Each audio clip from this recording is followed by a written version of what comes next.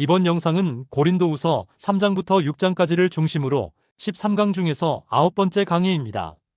바울이 사도라는 것을 부정하는 자들에게 자신은 확실한 사도라는 것을 증명하는 것입니다.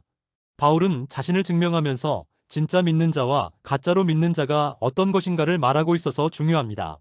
이번 강의의 전반부는 복음을 모르는 시대라는 주제를 말하고 있으며 후반부는 신앙에서 정죄만 있고 복음은 없다라는 주제로 이어갑니다. 성경은 고린도후서 4장 16절로 5장 10절까지 읽어주시기를 바랍니다. 그럼 시작하겠습니다. 이제부터의 주제는 사도 바울이 어떻게 이 고난 가운데서도 자기의 사역을 끊임없이 넘어지지 않고 어떻게 그렇게 할 수가 있었는가, 그거를 이제부터 사도 바울은 얘기합니다. 세 가지입니다. 그래서 첫 번째 4장 16절에서 18절에 자기 속에는 영원한 영광이 있었다. 두 번째는 5장 1절에서 7절까지입니다. 하나님이 주신 확신한 영생이 있었다. 세 번째는 5장 8절에서 10절에 언젠가는 하나님께서 확실히 심판하시기 때문에 자기는 이 세 가지를 가지고 그 어려움을 이길 수가 있었다. 이겁니다. 그래서 요거는 다음 시간에 여기다 안 써도 세 가지를 꼭 기억하시기 바랍니다. 고린도후서에서 바울은 우리에게 고난 속에서도 교회 안에서 시험 속에서도 넘어지지 않고 복음을 전하기를 원했습니다. 율법의 행위를 전달하려고 하지 않았습니다. 자기는 고난 속에서도 사역을 감당할 수 있었고 절대로 내가 하는 것이 아니고 하나님이 하셨다고 하는 고백을 할 수 있었다. 이게 고린도후서의 제일 중요한 부분이거든요. 우리 지난 시간에 여러분들이 기억을 하시는지 모르지만요. 첫 번째는 이런 질문을 했어요. 하나님께서 주신 믿음은 우리가 변할 수가 있을까? 이 믿음은 어디다 줬냐면 우리 질그릇에 들었다고 했어요. 이 믿음은 예수 그리스도의 영광의 복음의 광채, 예수 그리스도의 얼굴에 있는 하나님의 영광을 아는 빛을 우리의 마음속에 준 거예요. 이 질그릇은 깨져. 이 질그릇은 뭐 병들어 그냥 쓰러지기도 해. 정신도 혼동스러운 게 이 질그릇이야. 제일 중요한 것은 질그릇 안에 있는 믿음은 내가 획득을 했느냐, 혹은 하나님께서 직접 우리에게 불가항력적으로 주셨는가 하는 것이다. 획득했느냐 하는 것은 내가 어떤 노력을 통해서 그것을 받았다고 하는 거예요. 그렇지 않으면은 이 질그릇에 하나님께서 전적으로 나한테 물어보지도 않고 하나님이 집어넣어 주셨냐? 여러분은 어떻게 생각해요? 이거에 대해서 우리는 철저해야 된다. 지난 시간에 그래서 이것은 하나님께서 전적으로 집어넣어 주셨다. 그래서 5대 강령 중에서 거부할 수 없는 하나님의 은혜. 하나님의 은혜를 내가 거부한다고 해서 그 하나님의 은혜가 임하지 않고 그런 것이 아니다 하는 것이죠. 그래서 성경을 보면은 우리는 이해 못하는 게 많은 거야. 뭘 이해를 못합니까?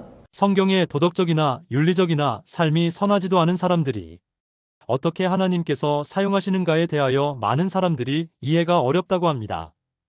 그러나 그런 사람들에게 하나님께서는 그들이 거부할 수 없는 은혜를 주어서 하나님께서 사용하였다는 것을 꼭 기억하여야 합니다. 예를 들어 아브라함이 우리 믿음의 조상이야. 자기 와이프를 어렵다고 해서 바쳐? 에? 그래요, 안 그래요? 어떻게 저런 사람이? 뭐 이삭은 또 안 그래? 야곱은 자기의 종까지도 다 해서 와이프가 4명이야. 그리고 자기 형 에서의 장자권을 겨우 죽 한 그릇으로 쟁취하는 이 사람이 믿음의 조상이야? 모세는 어때요? 사람을 죽인 사람이에요. 우리의 도덕적인 관점에서 본다면은 어떻게 그 사람들이 믿음을 가지고 하나님의 사람으로서 일을 할 수 있겠느냐라고 하는 인간적인 판단이 있는 거야. 여러분은 괜찮아요? 쭉 보면은 신약에서도 사도 바울은 안 그랬습니까? 네? 스데반을 죽인데 가표하고 그 믿는 사람을 죽이려고 하는 그 사람이 이렇게 되는 거야. 결론은 뭐냐면 인간의 어떤 도덕적이고 어떤 것으로 하나님이 우리를 부르는 것이 아니고 무조건적이고 조건이 없고 또 하나님의 은혜를 하나님께서 주시는 것은 절대로 인간이 거부한다고 받아들인다 아니다 선택할 여지가 없다. 자, 그러므로 이것은 하나님께서 전적으로 죽었기 때문에 변할 수 없다. 확실히 믿어야 돼. 그래서 지난 시간에 이거를 성도의 견인이다라고 우리 지난 시간에 했습니다. 우리는 하나님과 영원히 함께하는 그 순간까지 하나님께서 놓지 않고 우리를 인도하신다. 오늘도 이거를 가지고 본문을 보려고 합니다. 첫 번째 16절에 같이 다시 한번 읽읍시다. 그러므로 우리가 낙심하지 아니하노니 겉사람은 후피하나 우리 속사람은 날로 새롭도다. 겉사람은 후피하나. 겉사람은 뭡니까? 육체. 이 육체는 후피하는 거야. 그런데 속사람은 날로 새롭도다. 이거 어떻게 설명을 해야 될까요? 우리 사람들이 예수 그리스도를 접하게 됩니다. 접하게 되는데 기적도 있고 약속도 있고 뭐 율법도 있습니다. 이제 이렇게 이제 믿는데 어떤 사람은 여기까지만 믿는 거야. 성경에 주제는 바로 이거예요. 여기 기적까지만 믿는 사람이 있다. 기적까지만 여기까지만 믿는 사람이 있어요. 또한 이것을 통해서 오늘 사도 바울처럼 하나님의 영광을 보는 사람이 있어. 이게 성경에 나가는 흐름이에요. 자, 아브라함이 있습니다. 아브라함에게는 두 자녀가 있어요. 첫째는 이스마엘이 있어요. 또 이삭이 있어요. 이스마엘은 여기서 끝나버린 사람이에요. 이삭은 여기까지 간 사람이다. 이게 얘기입니다. 이삭에게 또 두 아들이 있어요. 하나는 에서요. 하나는 야곱이더라. 어느 편에서 보면은 야곱이 더 교활하지 않아요. 그죠? 에서는 어느 면에서 보면은 그냥 묵직하고 이런 것 같은데, 근데 에서는 여기서 끝나버렸어. 야곱은 여기까지 갔다. 이렇게 얘기합니다. 맞습니까?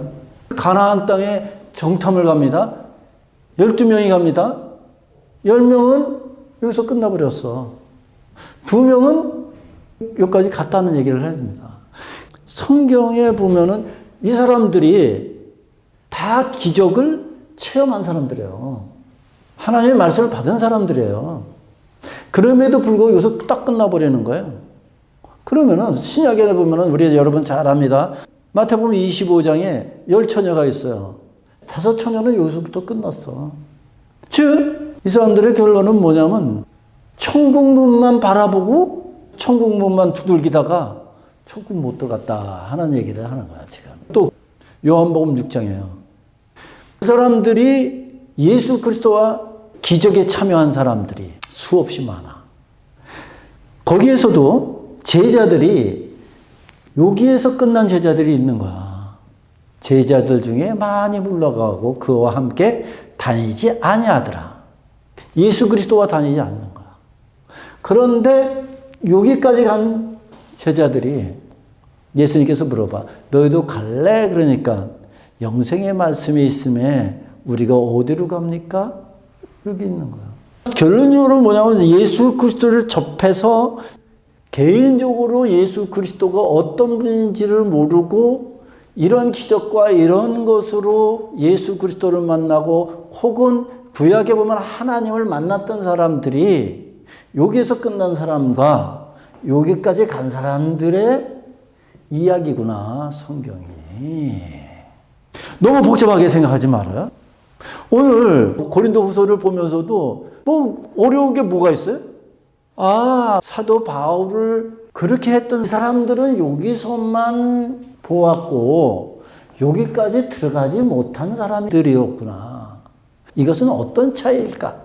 창세기부터 하나님의 일은 무슨 일을 하신다면 나눈다라고 해요. 창세기부터 계속 나누는 일을 하십니다. 밤과 낮, 땅과 하늘. 하나님은 계속 나누는 일을 하세요. 그러면 창세기 4장에 넘어가서 보면은 또 가인과 아벨 또 나눠.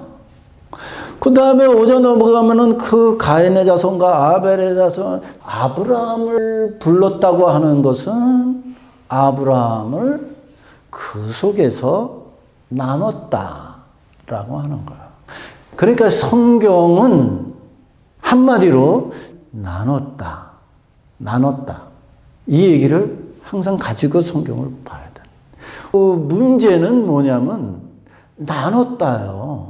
이 사람들은 어떤 사람들이었고 이 바울은 어떤 사람이었다라고 하는 것을 우리가 공부를 하는 것이지 그렇게 어려운 거는 없다.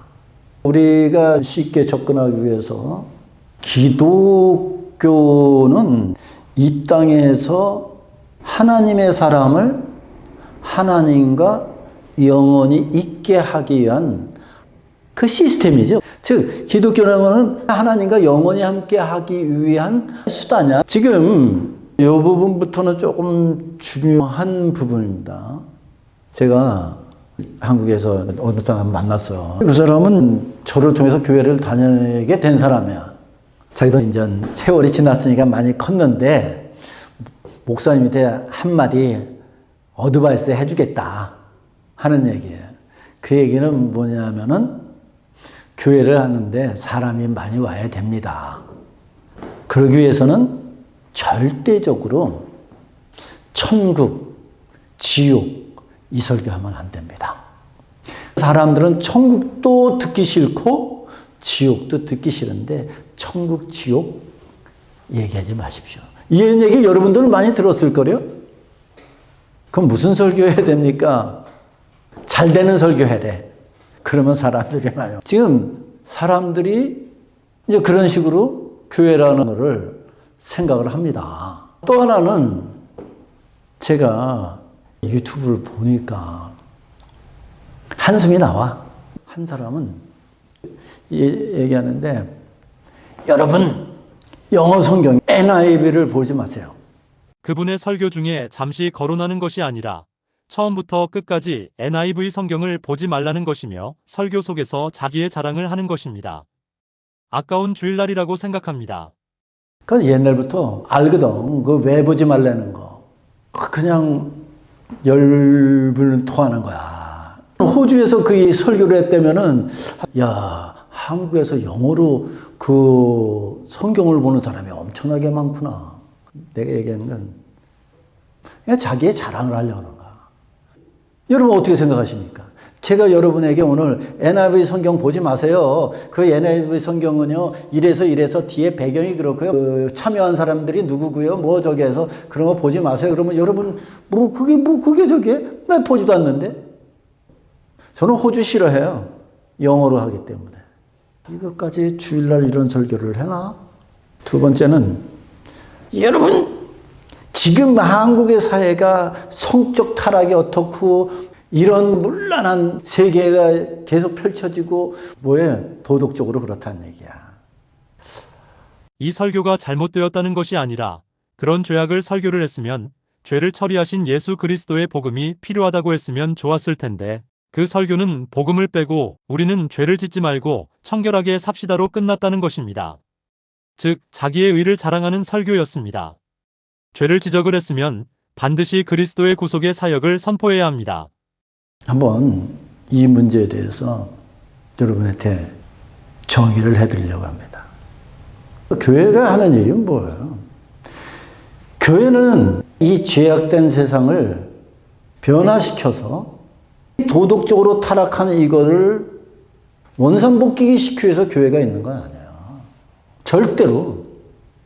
만약에 그것을 위해서 하나님께서 구약을 통해서 신약을 통해서 현재까지 그거를 하셨다면은 몇천 년 동안에 이루지도 못했어, 하나님께서는. 이루지도 못했다는 것은 세상의 죄악을 완벽하게 몰아내지 못했다는 것입니다.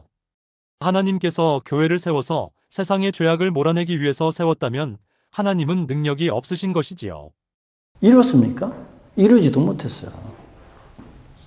그런데 그것이 바로 지금 이 시대에 이루어질 것 같은 그 말을 통해서 우리가 이런 식으로 살면 안 됩니다. 저런 식으로 살면 안 됩니다.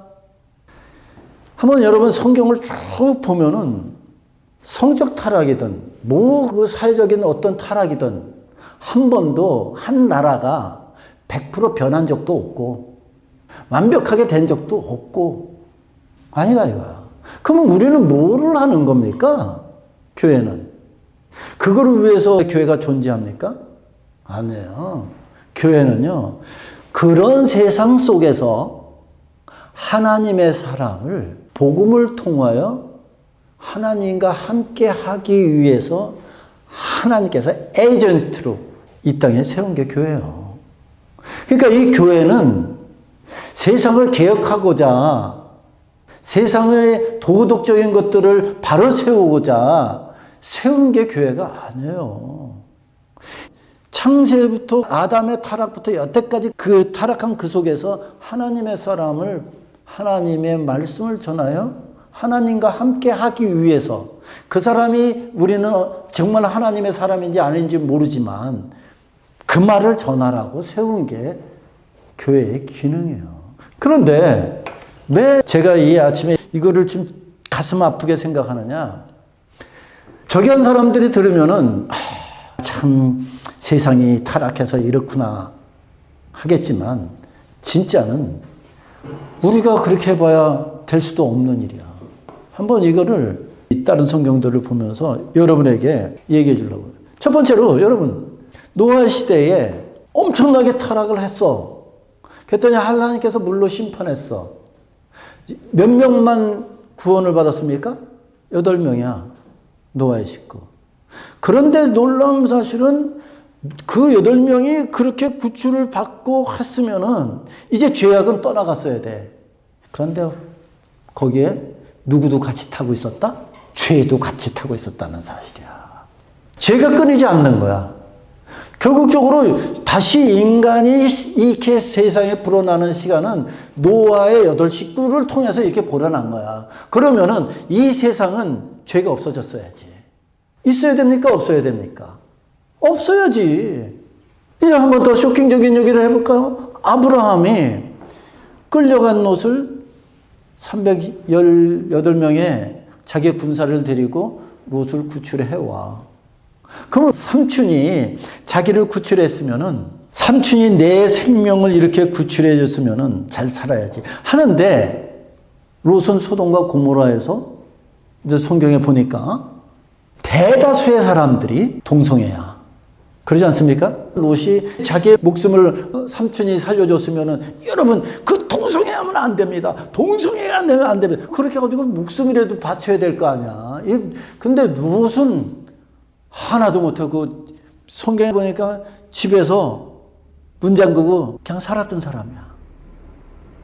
마음만 저러면 안 되네. 베드로전서에 얘기를 하고 있어요. 여러분 어떻게 생각해요? 이 세상의 도덕적인 것을 고치기 위해서 우리를 하나님이 부르셨다고요? No. 그렇다고 해서 우리는 도덕적으로 마음대로 살아라는 게 아니야. 그리스도를 믿다 보면은 내 자신도 이렇게 잘못 살았구나 하고선 하나님이 원하는 쪽으로 자꾸 살려고 하는 거야. 우리의 기독교의 최종 그 목적은 이 세상에 도덕적으로 변화를 시키려고 그런 것이 아니라고 하는 거예요. 9번째 일부 강의였습니다. 2부가 준비되어 있습니다. 감사합니다.